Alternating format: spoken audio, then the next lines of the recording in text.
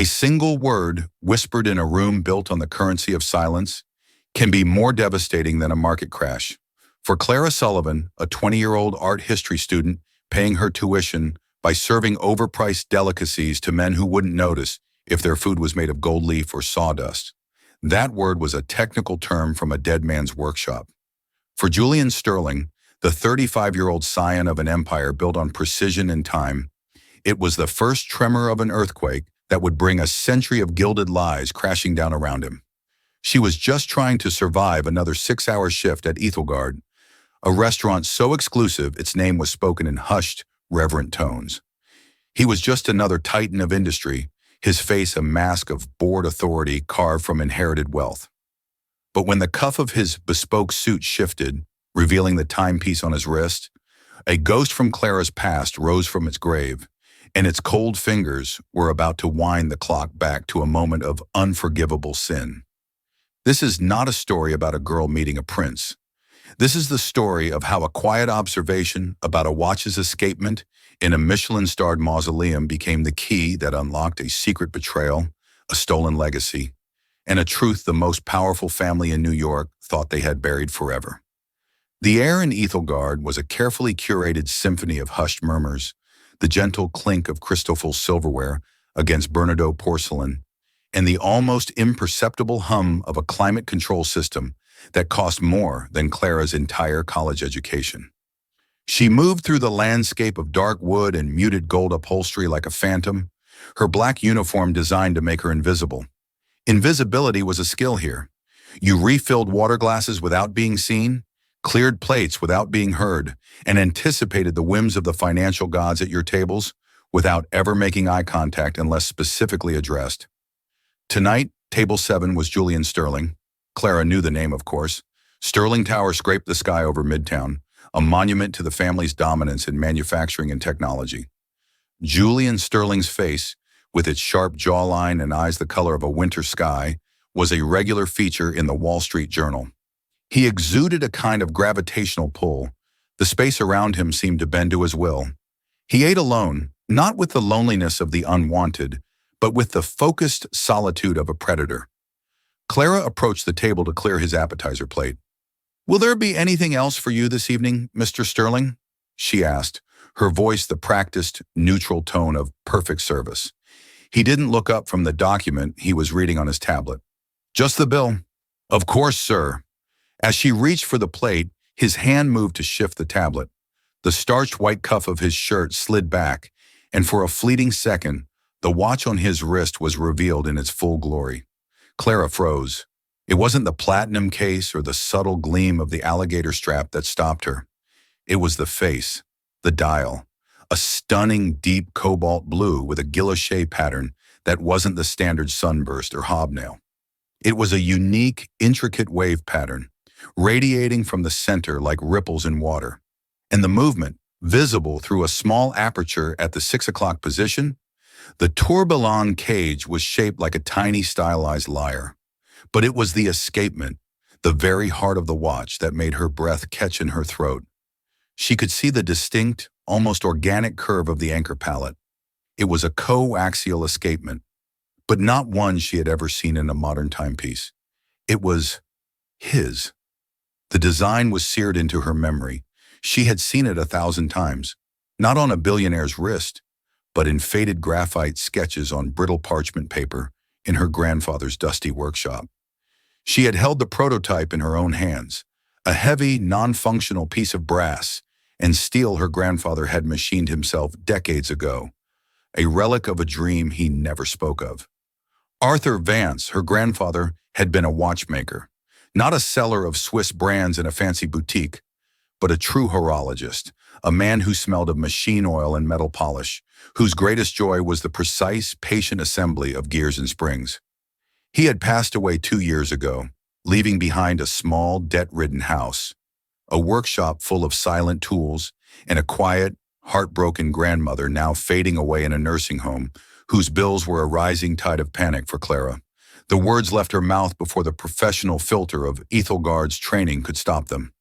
It was a whisper, barely audible, laced with a disbelief that bordered on reverence. "Excuse me, sir." The escapement on your timepiece. My grandfather designed one just like it. Julian Sterling stilled. For a full 3 seconds, he didn't move. Then he slowly lifted his head, and his glacial blue eyes met hers. The bored dismissal was gone, replaced by a sharp, analytical focus. It was the look of a man who spots an anomaly in a line of code, an unexpected variable in a flawless equation. I beg your pardon? His voice was low, resonant, and held a distinct edge of warning. Clara's heart hammered against her ribs. The restaurant manager, a severe man named Mr. Dubois, was already gliding in their direction, sensing a disruption in the carefully controlled atmosphere. She knew she should apologize, retreat, become invisible again. But the image of her grandfather's worn hands, the sketches, the pride in his eyes as he explained the revolutionary efficiency of his design, it all surged forward. "The watch," she stammered, gesturing with a trembling hand. "The Valerius Continuum. The wave-pattern guilloche on the dial, the lyre-shaped tourbillon cage, and the escapement. It's a modified coaxial with a 3-tiered pallet fork. My grandfather, Arthur Vance, he invented it. He called it the Seraphim escapement." A flicker of something unreadable crossed Julian's face. It wasn't shock. It was darker, harder, annoyance. He slowly, deliberately, placed his hand flat on the white tablecloth, the watch a silent, gleaming accusation. "That's impossible," he said. The words were not an argument. They were a verdict. The Valerius Continuum was a custom commissioned by my grandfather, Alistair Sterling, in 1965. It is a unique piece, one of one. The movement was designed in-house by Sterling Industries' top horologists. The name you just mentioned, Vance, has never been associated with my family's company. His finality was a brick wall. He was not just correcting her. He was erasing her grandfather's existence from the story. The injustice of it, piled onto the stress of her tuition, the grief for her grandfather, and the constant, grinding worry for her grandmother, ignited a spark of defiance. "I'm not mistaken," she said, her voice dropping, but gaining a firmness that surprised even herself. "I've held the schematics. I've seen the prototypes. He spent 20 years perfecting that escapement. He said it would change modern horology." Julian Sterling leaned back in his chair. A faint, condescending smile touched the corner of his mouth, but did not reach his eyes. "A charming piece of family folklore, Miss Sullivan, Clara Sullivan." "Well, Miss Sullivan," he said, his voice turning to ice, "your grandfather was either a delusional plagiarist or you are a very imaginative storyteller. Now, if you'll excuse me." He gestured dismissively toward the bill on the table. Mr. Dubois had arrived, his face a mask of apologetic fury. "Mr. Sterling, I am so terribly sorry for this disturbance. The girl is new. I will handle this immediately." But Julian's cold, dismissive gaze remained on Clara. It was a challenge. He was a man who lived in a world of facts, figures, and legal documents. Her story was an unsubstantiated anecdote, an annoying bit of static in his well-ordered universe. "My grandfather kept journals," Clara heard herself say, the words a desperate last stand. "He documented everything. He built a second one." This finally seemed to pierce his armor of certainty. The condescending smile vanished. "A second one?" "A perfect duplicate," she said, her voice shaking with the magnitude of what she was claiming. "It was his proof, his legacy. It's in his workshop." Julian Sterling stared at her for a long, unnerving moment. He seemed to be weighing her, calculating odds, assessing risk. He reached into his jacket, but instead of a wallet, he pulled out a slim, elegant business card. He placed it on the table.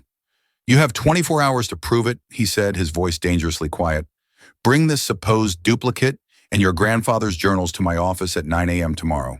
If you are telling the truth, we will have a conversation. If this is some kind of poorly conceived shakedown..." He let the threat hang in the air, more potent for being unspoken. He stood, dropped several $100 bills on the table, and walked out of the restaurant without a backward glance. The invisible curtain of his presence lifted, and the ambient hum of the room seemed to rush back in. Mr. Dubois turned on her, his face pale with rage. "You are fired, of course. Clean out your locker, now." Clara didn't even hear him. She stood frozen, Julian Sterling's card feeling as heavy as a block of platinum in her hand.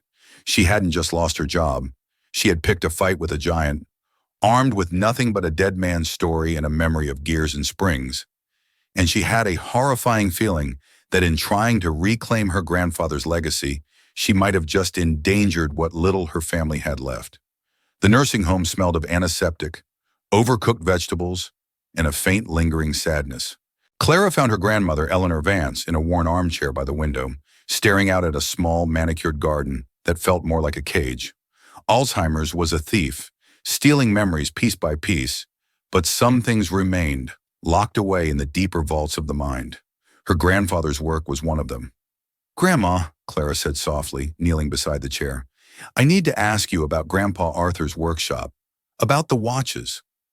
Eleanor turned her head, her faded blue eyes so much like Clara's own, taking a moment to focus. "Arthur," she whispered, the name a sigh. "He's in his shop, always in his shop, tinkering, making time." Clara took her grandmother's frail, paper-thin hand. "Grandma, I saw a watch today. The one he was so proud of, the one with the special heart. A man was wearing it." A shadow passed over Eleanor's face. Fear.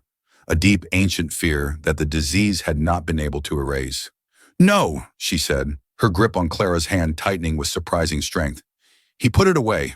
He locked the door. They told him to forget. They were not nice men, Clara. They came to the house." Clara's blood ran cold. "Who came to the house, Grandma? What did they say?" "Men in dark suits, from the city," Eleanor murmured, her gaze drifting back to the window, back in time. "They spoke to Arthur in his study. There was shouting. Not from Arthur, he never shouted. From them. They said his ideas belonged to them now. They showed him papers. Pictures." Her voice dropped to a terrified whisper. "They had pictures of you, Clara, at the playground. You were so small." The story Clara had always suspected, the unspoken tragedy that haunted the edges of her family, was suddenly horribly real. This wasn't a business deal gone wrong. It was a mugging. "They told him to be quiet," Eleanor continued, her eyes filling with tears. "For his family. They gave him money. Blood money, Arthur called it. He never touched a penny of it. He put the box in the bank and told me to never speak of it again. He was a broken man after that day." The light in his hands went out. The pieces clicked into place with sickening clarity. Her brilliant, gentle grandfather hadn't been outmaneuvered in business. He had been threatened, coerced into signing away his life's work to protect his wife and granddaughter. Clara left the nursing home with a burning resolve. She drove to her grandparents' small, silent house, the key feeling strange in her hand. The workshop was at the back of the garage, left exactly as it was the day he died. It was a sanctuary of order, tools hanging on pegboards in neat silhouettes, tiny labeled drawers full of screws and jewels, the scent of oil and old wood still lingering in the air. Behind a heavy workbench, under a loose floorboard, she knew from childhood games of hide and seek, was a small steel lockbox. Her hands trembled as she worked the combination, one she'd watched him dial 100 times. His wedding anniversary. Inside, nestled on a bed of faded black velvet, lay the watch. It was identical to Julian Sterling's. The same platinum case, the same cobalt dial with the wave guilloche, the same lyre-shaped tourbillon. It was heavier, though, and silent. He had never put the final mainspring in it. It was a perfect body without a heartbeat. Beneath it were the journals, dozens of them, filled with his small, precise handwriting, complex mathematical equations, and exquisitely detailed technical drawings. Clara spent the next 4 hours poring over the entries. It was all there. The initial spark of the idea for the Seraphim escapement, the years of trial and error, and then the story of his partnership. The name appeared again and again, Alistair Sterling. They hadn't been rivals. They had been partners. Arthur, the reclusive genius watchmaker from Brooklyn, and Alistair, the ambitious young heir with capital and a vision for a new kind of American luxury brand. The journals spoke of shared dreams, of building a company together. Arthur would be the head of research and development, Alistair, the face and the force of the business. The Valerius Continuum was to be their debut, a masterpiece to announce their arrival to the world. Then the tone of the journals shifted. Alistair grew distant. Meetings were canceled. Then came the visit from the men in dark suits, who were not lawyers from Sterling Industries, but fixers. The final entry on the matter was stark, written in a shaky hand so unlike her grandfather's usual precision. October 12th, 1965. He has stolen it all. My work, our dream. He has used my family against me. I have signed the papers. I am nobody. He has left me with silence and this silver ghost on my workbench. May it one day testify to the truth. I have failed. Clara closed the last journal, tears of rage and sorrow streaming down her face. Julian Sterling hadn't just been wearing a watch. He was wearing her family's stolen future on his wrist. Miles away in a penthouse that was more sky than room, Julian Sterling paced before a wall of glass overlooking the sleeping city. The waitress, Clara Sullivan, had unsettled him. It wasn't her story. It was her specificity. Three-tiered palette fork, seraphim escapement. These were not words a grifter pulled from thin air. He prided himself on logic, on data. His family's history was meticulously documented. He pulled up the digital archives of Sterling Industries on a large monitor. He searched for Arthur Vance. 0 results. He searched the financial records for any payments made to him in the mid-1960s. Nothing. It was clean. Too clean. His grandfather, Alistair Sterling, was a legend, a titan who built an empire from the ground up. The story of the Continuum was a cornerstone of that legend. How Alistair, driven by a passion for horology, had personally overseen a secret in-house team to create a watch that would rival the Swiss. It was a story of American ingenuity and singular vision. Julian's phone chimed. It was Marcus Thorne, the CEO of the Sterling Foundation, and the family's longtime confidant and fixer, a man whose father had served Alistair in the same capacity. The matter at Ethelgard has been handled, Marcus said, his voice smooth as polished granite. The waitress has been dismissed. I've had our legal team draft a cease and desist. A standard shakedown attempt, Julian? Nothing to worry about. She knew the technical specifications, Marcus, Julian said, his voice tight. Intimate details. There was a brief pause. Desperate people do their research. She likely found some old trade publication or a rejected patent filing and built a story around it. I'll have my team dig deeper, but I assure you it will lead nowhere. The Sterling narrative is ironclad. The Sterling narrative. The phrase hung in the air. Julian had never thought to question it. It was the bedrock of his identity.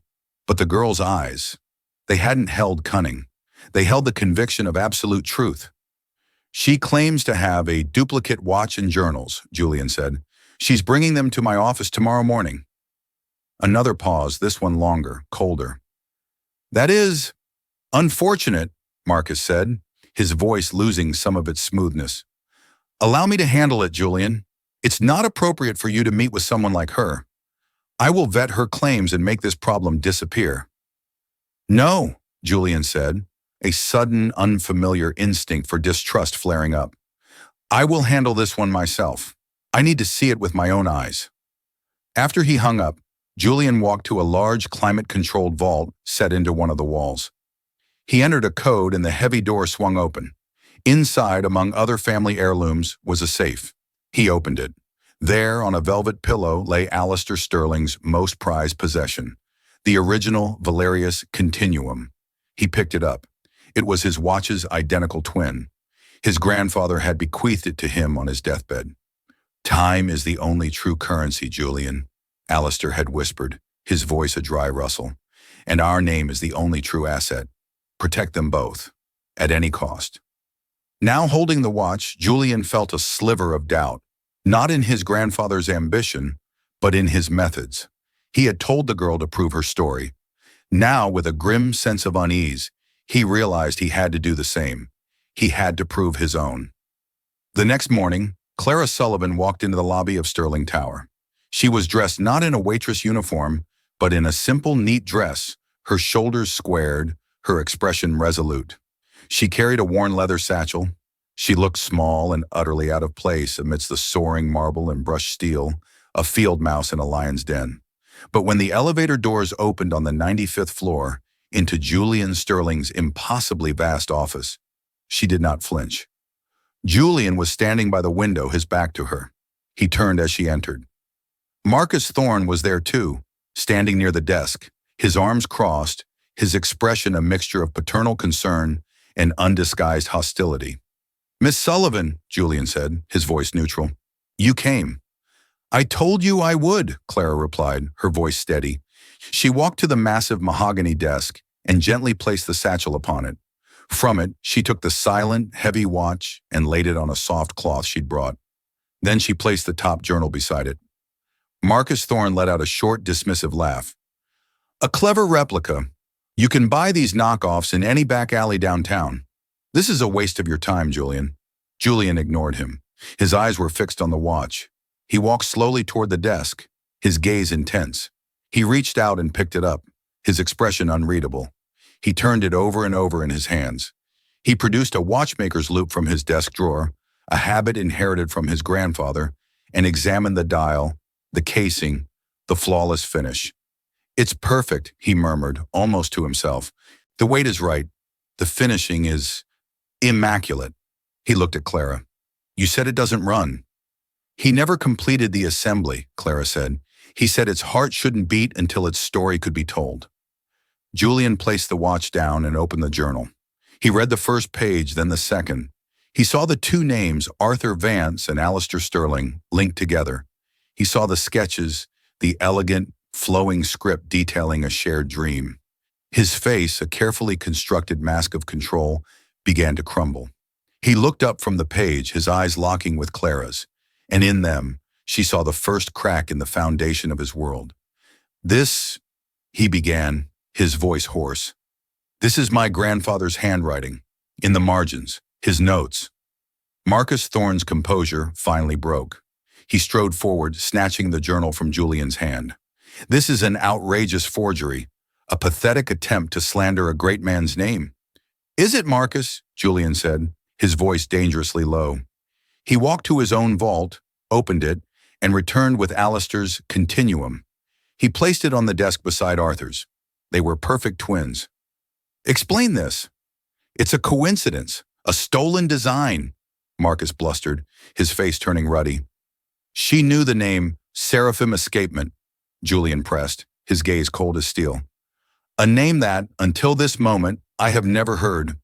A name that is not mentioned in any official Sterling document. But I have a feeling," he said, tapping the journal, "that it's in here." Clara took a deep breath. "It is. And so is something else." She opened the journal to the last, fateful entry. "My grandfather wrote about a visit from two men.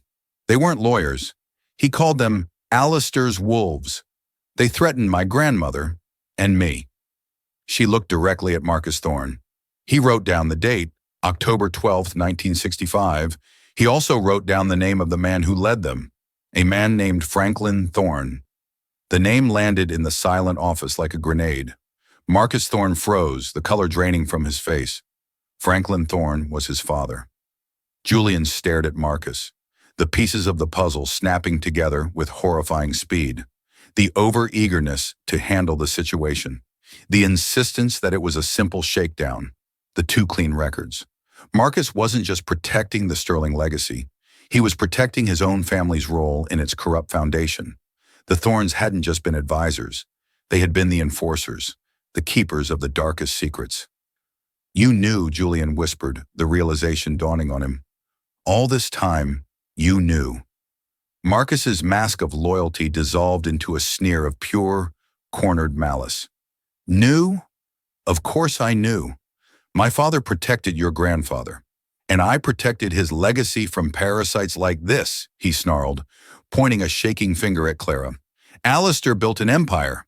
Arthur Vance was a nobody, a tinkerer who got in the way of progress. He was paid for his silence. That should have been the end of it." "It wasn't a payment," Clara shot back, her voice ringing with the force of decades of injustice. "It was a gag. You didn't buy an invention. You stole a man's soul and threatened to harm his family if he cried out. My grandfather died a broken man because your father and your boss were thieves and bullies." The confrontation hung in the air, thick and poisonous. Julian looked from the two identical watches on his desk, one a symbol of his family's celebrated genius, the other a testament to its secret shame, to the terrified, defiant face of Clara Sullivan, and then to the twisted, hateful face of the man he had trusted his entire life. The Sterling narrative wasn't just ironclad, it was a cage, and he had been living in it his entire life. "Get out," Julian said to Marcus, his voice a low growl of command. "Julian, you can't be serious," Marcus stammered. "You're going to throw away a century of history for the word of a waitress?" "She came with proof," Julian said, his voice rising to a roar of fury. "You came with lies. Get out. Now!" Marcus Thorne stared at him, his expression turning to one of pure contempt. He gave a sharp, formal bow that was a mockery of respect. "As you wish, but don't think this ends here. There are board members, shareholders, who believe in the Sterling legacy. They will not see it dismantled by a sentimental fool and a girl with a sob story." He turned and walked out, the heavy office doors closing behind him with a definitive thud. Silence descended. Julian sank into his chair, staring at the two watches, the twin hearts of his family story. One had ticked away the seconds of a celebrated dynasty. The other had remained silent, waiting, for over 50 years, for this single moment of truth. He looked up at Clara, who stood watching him, her expression not triumphant, but weary and sad. "My grandfather, Alistair," Julian began, the words tasting like ash. "He wasn't a visionary. He was a thief. He was your partner," Clara corrected softly, "and he betrayed him." The scale of the deception was breathtaking. It wasn't just about a watch. It was about the entire foundation of Sterling Industries. The revolutionary escapement that had made their early machinery so efficient, the microengineering patents that had launched their technology division, it all stemmed from Arthur Vance's genius. Julian's grandfather had built his empire on a stolen blueprint. The days that followed were a blur of calculated chaos. Julian, with Clara now a reluctant and unlikely ally, delved into the company's most secret archives, cross-referencing names and dates from Arthur's journals. They found it, a shell corporation, a single wire transfer for a paltry $50,000 labeled consulting fee, and a non-disclosure agreement signed by Arthur Vance.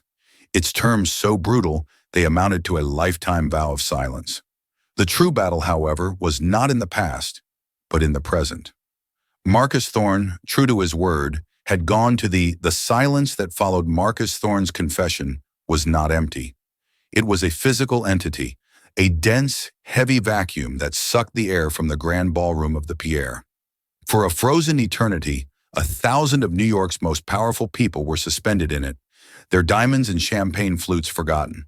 The only sound was the faint, amplified hum of the open microphone clipped to the lapel of a man whose world had just evaporated under the glare of his own spotlight.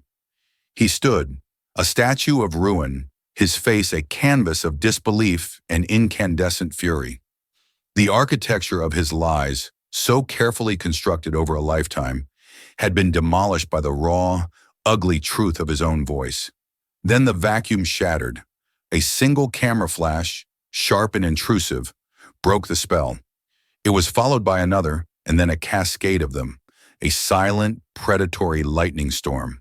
The hushed murmurs began, a rising tide of whispers and speculation that would become the headline story of the decade. Julian Sterling did not look at the crowd. He did not look at the ruined man on the stage. He looked at Eleanor Vance. Tears tracked silently through the fine, papery wrinkles of her cheeks, but her eyes, for the first time in years, were utterly, heartbreakingly clear. She was not lost in the fog of a failing mind. She was present, bearing witness to a vindication she must have thought would never come. She reached a trembling hand, not for Clara, but for his. Her touch was as light as a moth's wing, yet it grounded him more than the billion-dollar fortune that now felt like a currency of shame. "Let's go home," Julian said, his voice low and steady, meant only for her and Clara. He nodded to the security detail that had materialized at his side, their presence a subtle but impenetrable wall. They moved as a single unit, a somber island in a churning sea of chaos. They didn't flee, they exited.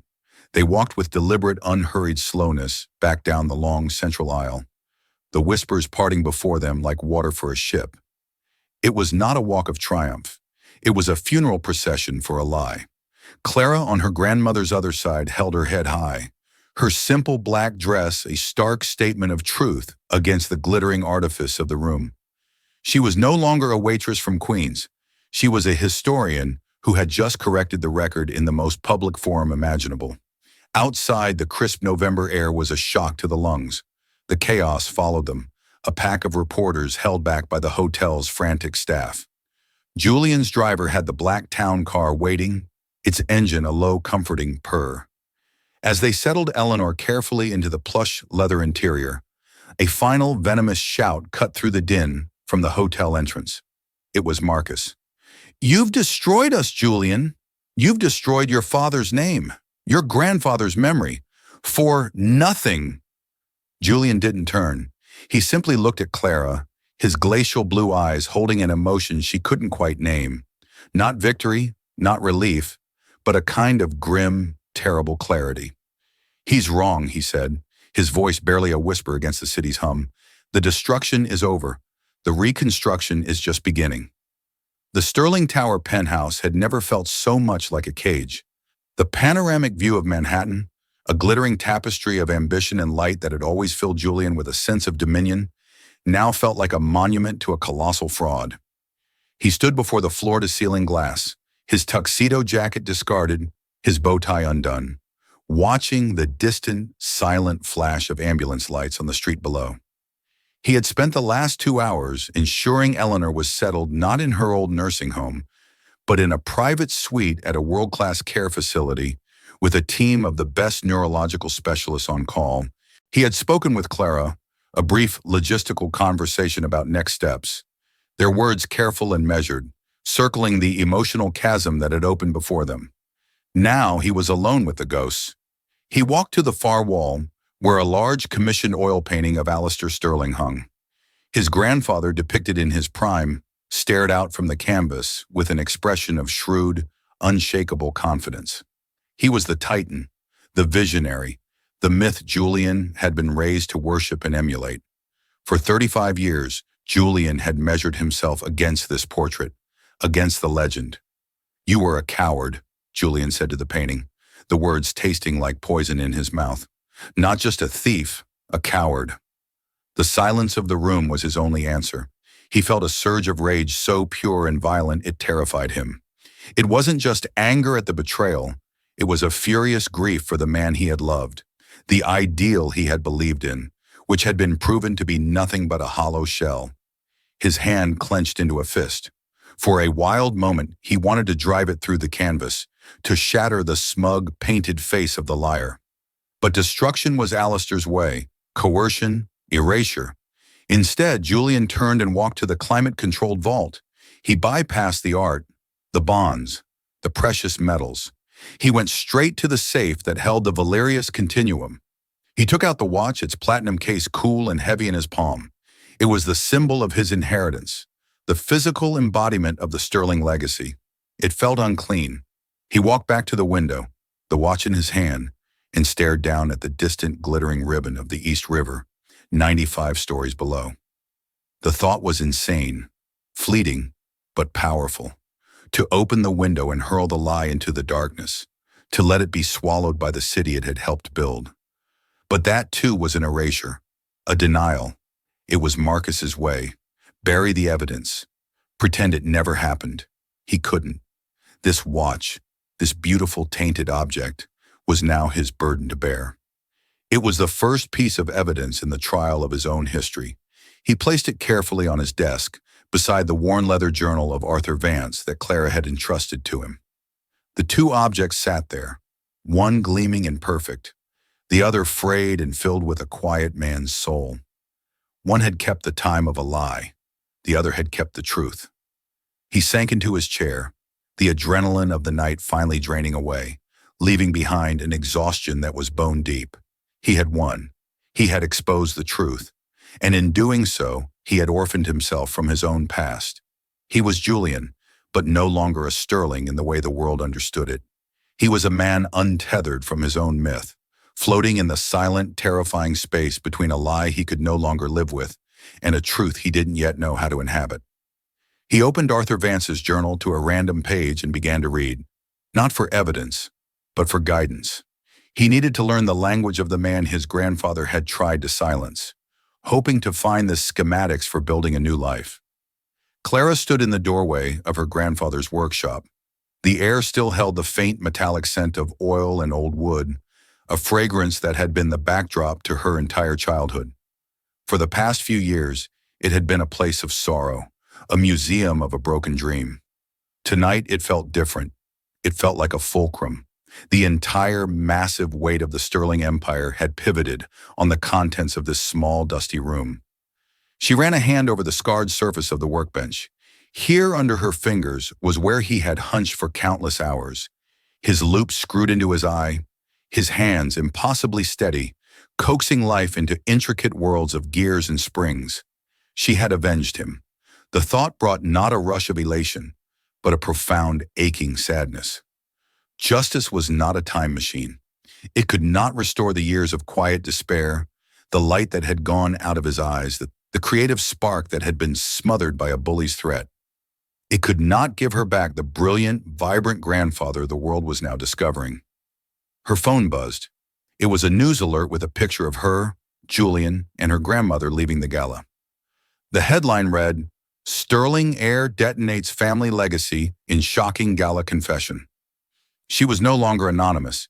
She had stepped out from the invisible role of a waitress into the blinding glare of a global news story. Another message came in, this one from a lawyer on Julian's team, asking for her availability to review a preliminary statement. Another from a distant cousin she hadn't spoken to in a decade. She felt a wave of vertigo. She was a student of art history, a girl who knew the difference between Rococo and Baroque, not between a hostile takeover and a proxy fight. But the battle wasn't over. The gala had been a single, decisive shelling. The war for the soul of Sterling Industries, for the meaning of her grandfather's name, would be fought in boardrooms and courtrooms, places where she was a complete stranger. She walked to the loose floorboard and pulled out the steel lockbox. Inside, Arthur's silent masterpiece lay nestled in its velvet bed. She picked it up. It was so much heavier than its twin, weighted with 50 years of silence, grief, and potential. This was her inheritance. Not money, not fame. It was a responsibility. A legacy not of what was, but of what should have been. A new lucidity seemed to have taken root in her grandmother's mind, a fragile bloom in the desolate landscape of her illness. The day after the gala, Clara sat with her in the sunroom of the new facility, overlooking a calm, gray sea. "He would be so proud, Clara," Eleanor whispered, her hand clutching Clara's.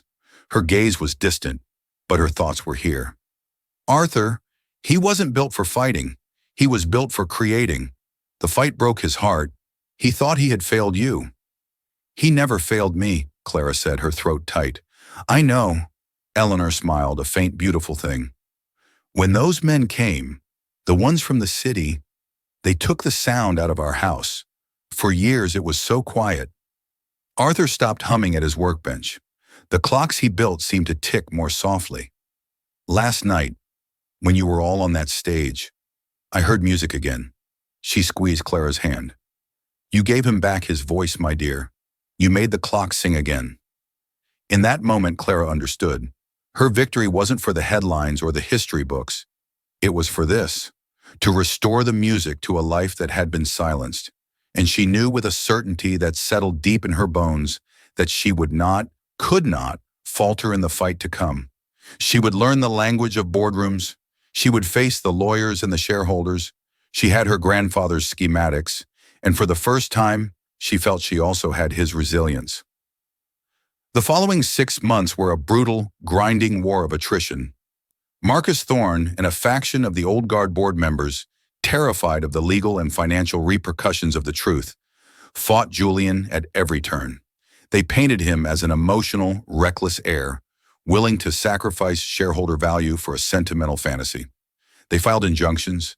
They leaked selective, damaging documents to the press. They waged a campaign to paint Clara as a manipulative opportunist who had seduced a guilt-ridden billionaire. But they underestimated their opponents. They thought they were fighting Julian Sterling, the polished scion.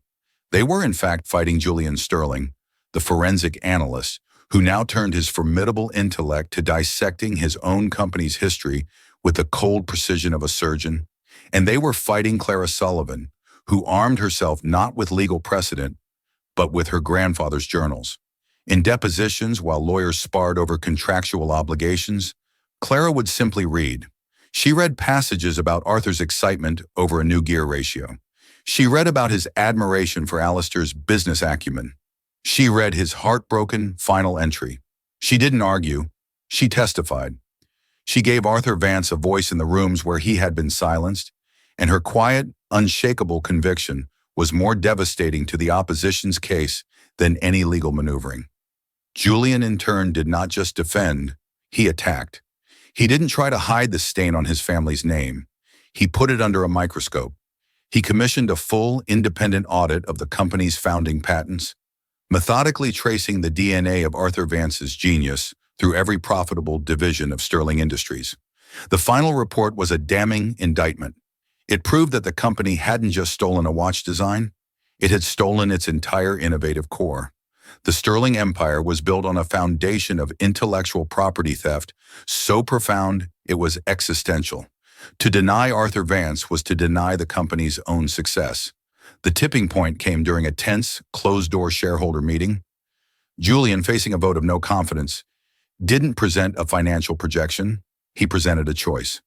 "We have two paths," he said, his voice calm, resonant.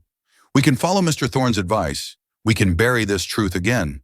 We can spend the next decade in litigation, fighting a battle we will inevitably lose, because the evidence is irrefutable.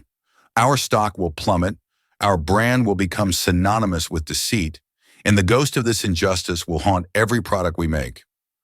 Or," he paused, letting his gaze sweep across the room, "we can do something else. We can do something that this company has not done in over 50 years. We can tell the truth." He laid out a new vision, not of damage control, but of radical restructuring, the Sterling Vance Initiative. It would begin with a public apology and full financial restitution to the Vance estate, a figure that made the board members physically flinch. But it wouldn't end there. A significant percentage of the company's annual profits would be diverted into a new, independent foundation, chaired by Clara Sullivan.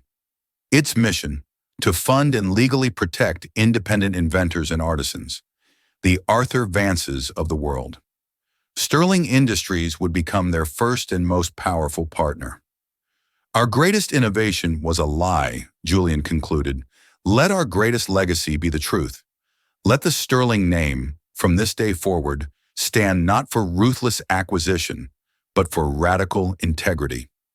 This is not just how we survive. It's how we become worthy of surviving." It was a gamble of breathtaking audacity, and it worked. The vote of no confidence failed. The board, faced with financial ruin versus a difficult but noble path forward, chose redemption. Marcus Thorne was removed, his name and his father's expunged from the company's history with the same quiet, brutal efficiency they had once used on Arthur Vance. Spring had arrived, bringing a tentative green to the city. Julian found Clara in the workshop, which was no longer a dusty relic but a clean, organized, and living space. Light streamed through the newly washed windows, illuminating the fine, dancing dust motes. The tools were polished, the schematics carefully preserved under archival glass. It was halfway between a laboratory and a sanctuary. She was at the workbench, her brow furrowed in concentration, a loop in her eye. She was not looking at a watch, but at a complex technical proposal from a young robotics engineer in Michigan, the first applicant to the Sterling Vance Foundation. She looked up as he entered, a faint, genuine smile touching her lips. The past 6 months had changed her. The uncertainty in her eyes was gone, replaced by a quiet, determined competence.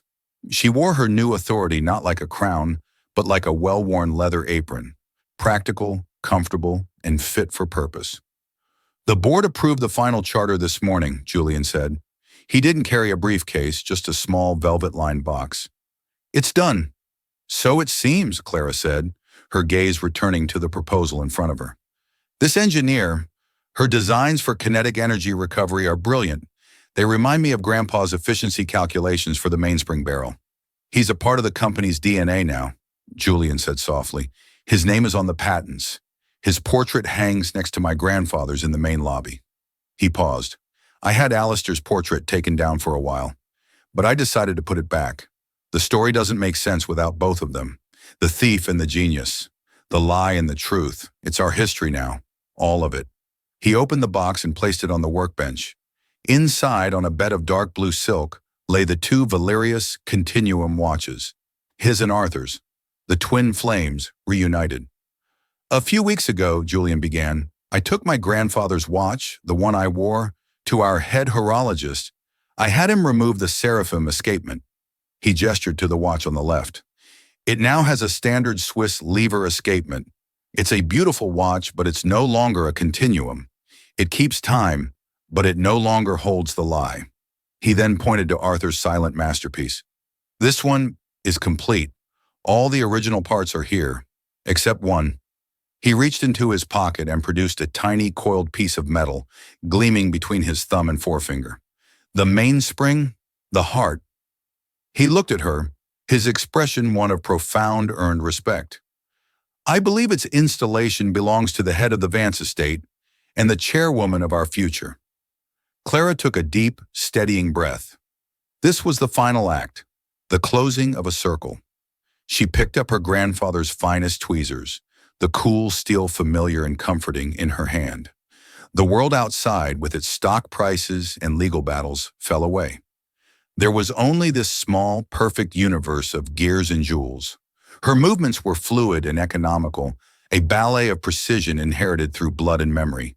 She carefully, expertly, fitted the mainspring into its barrel. With a fine key, she gave it a single, gentle turn. There was a soft click. And then, for the first time in over 50 years, the seraphim escapement engaged.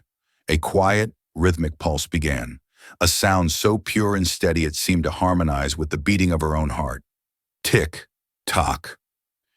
It was the sound of a ghost finally given a voice, the sound of a story finally being told, the sound of time, stolen and lost, being restored. Julian leaned closer, listening. He and Clara stood side by side, their shoulders almost touching, their attention focused on the small living machine on the bench. The two watches lay together, one ticking with a common rhythm, the other with the unique, extraordinary pulse of a recovered genius. They were no longer symbols of betrayal and silence. They were a testament to a difficult history in the shared, quiet, and determined work of building a better future, one perfectly measured second at a time.